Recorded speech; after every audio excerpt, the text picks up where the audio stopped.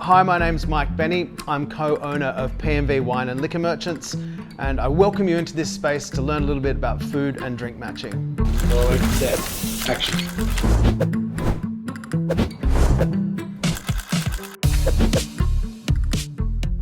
So today we're going to be working with Leila Khamza, who is our chef here at PMV Paddington. And I'm going to be talking through some concepts about drink matching. For me, one of the things that I like doing is challenging perceptions of what actually a food and wine or food and drink matching looks like. Some of those norms that you would have heard of, white drinks matching white food, red drinks matching red food, do hold water at times.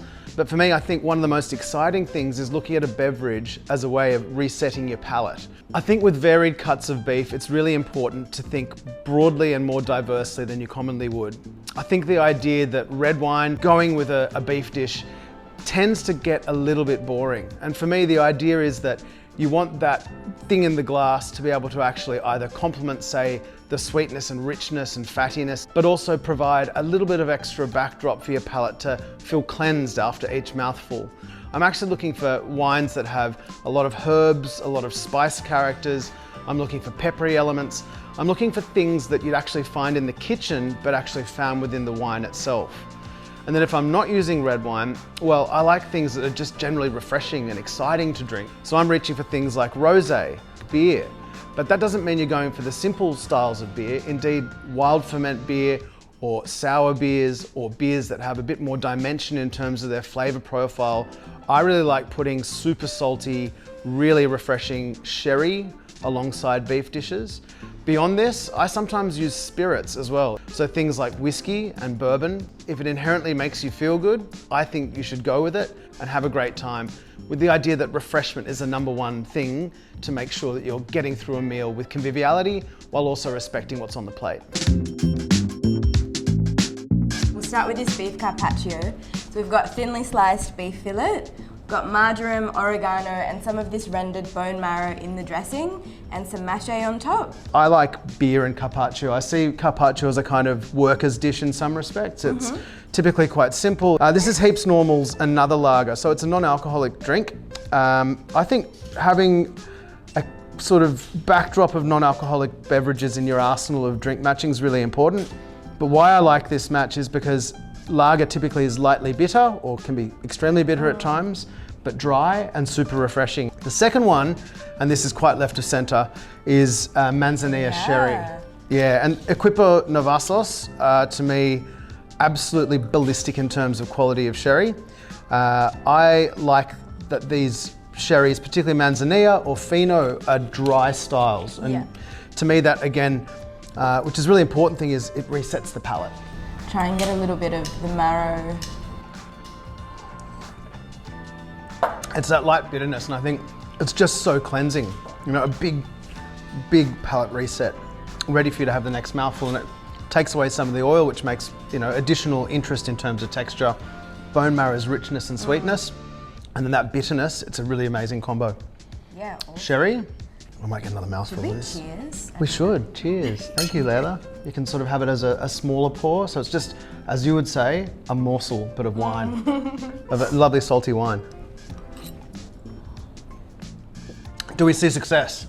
Oh, absolutely. I'm actually like really surprised with how much I like the Heaps Normal with this. But also the sherry is like a lot more delicate than having the lager. I feel like if I was having lunch, I'd want a can of that and the carpaccio to myself. But if I was like maybe having dinner, I'd want to start with a glass of that and a carpaccio. Yeah, there's a nice kindred nature between each glass and that dish that I think works really well.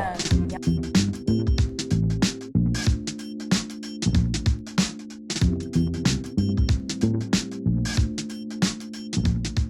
All right, so let's move on to the marrow. Talk us through the dish. Roast bone marrow, just olive oil, salt, and then like a parsley gremolata. So we've got parsley in there, some marjoram, and oregano, salt, lemon, and just some toast. I thought I'd match it with This is a white wine. It's a wine that's seen some skin fermentation during the fermentation process, which means that the white grapes are brought into the winery, the skins are left to macerate with the juice. They only sit there for about 8 days or so, but it builds this drying texture, tannin, like you'd find in red wines, but in a white wine. And the variety is Trebbiano. Into it? So immediately I'm getting this really lovely wash of saline, minerally characters. A little bit of sort of lemony zestiness that sort of refreshes the palate as well.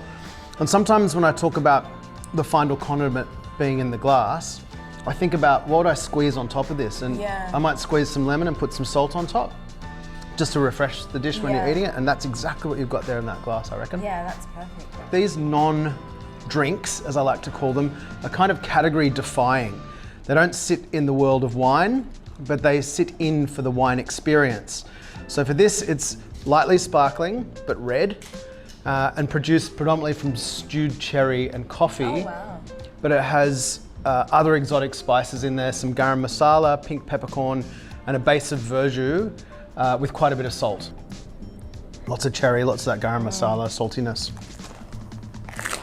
Yeah, and they're both doing really different things. I like that this one is quite lemony and gives it a little bit more brightness, but this is like kind of matching in like a deeper way, and it feels like something a lot more savory.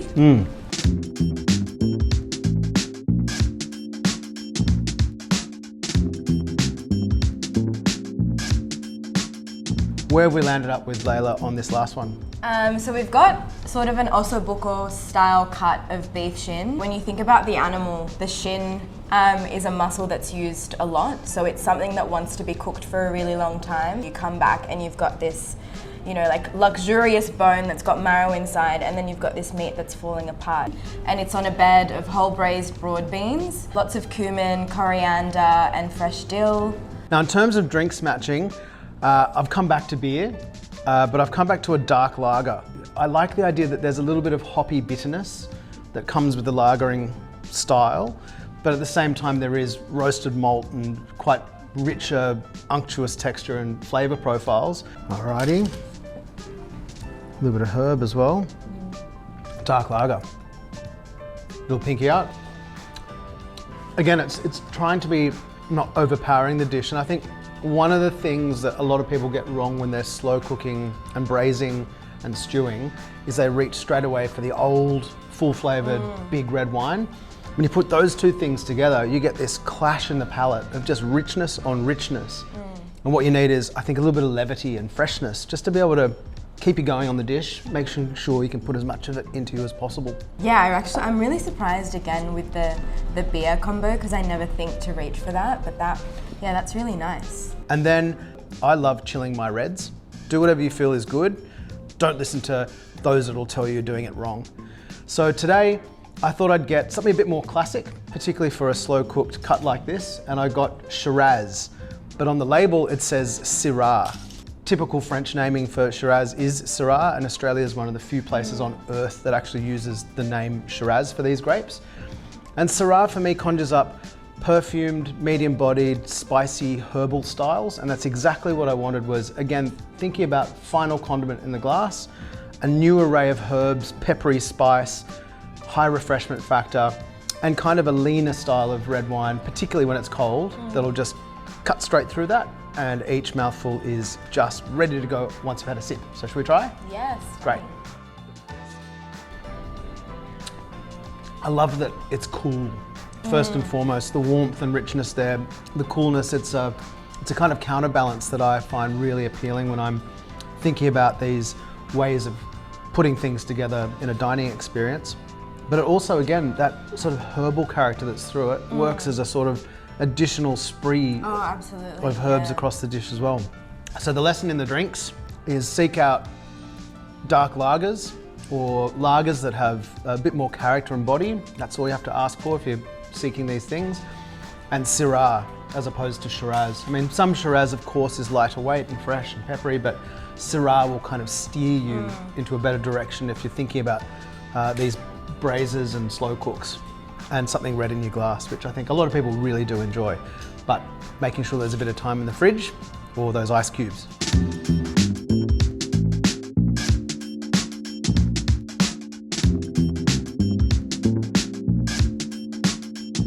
I don't think there's any wrong answer. It's like, as long as you've got a happy belly. Well, thank you so much. I really appreciate that you've helped me feel so good and a happy belly overall.